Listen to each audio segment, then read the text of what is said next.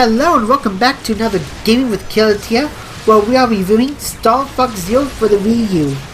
And I have to say, it felt great being able to play as Fox McCloud, fighting the evil armies of Andros with our pals Peppy, Falco, and yes, even Slippy.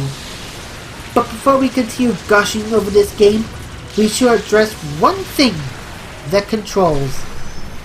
You see, if you really want to be able to enjoy this game fully, you need to change your motion control settings to where it's only really being used when you're using your laser weaponry.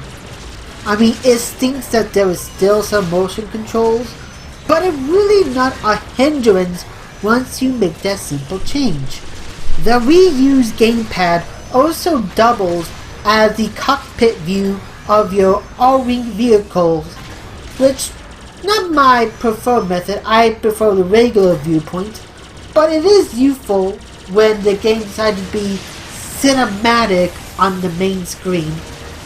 I also find it pretty useful when using it with the All-Wing's new Mecha transformation, which was based off the concept from the unreleased Star Fox 2 game, and in the Tank Master.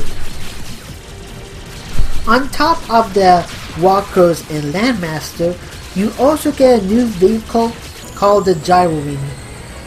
Not something I would necessarily bring into a war, but it can stand on its own, and it does have a little robot that is able to hack into any panel that it touches.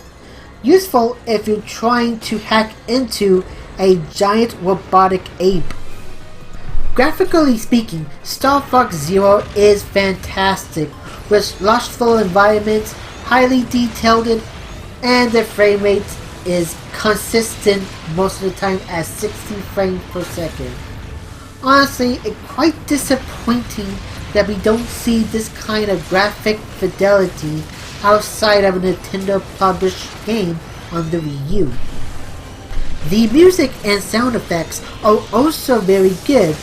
Granted, they're more or less remasters of the N64's Star Fox 64 soundtrack, but they're still good in its own right.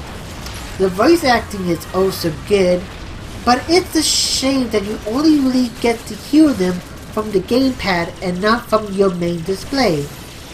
Now, I do understand that the Wii U's gamepad doubles as the cockpit, so it makes sense for the voices to come out of there. I get that, but I would still love to hear the good voice acting coming from the TV as well. The only real issue with the game is if you go all out with motion controls, you're not going to have a good time. But as I demonstrated earlier in the video, if you make a simple change, you're going to have a fantastic time with Star Fox Zero.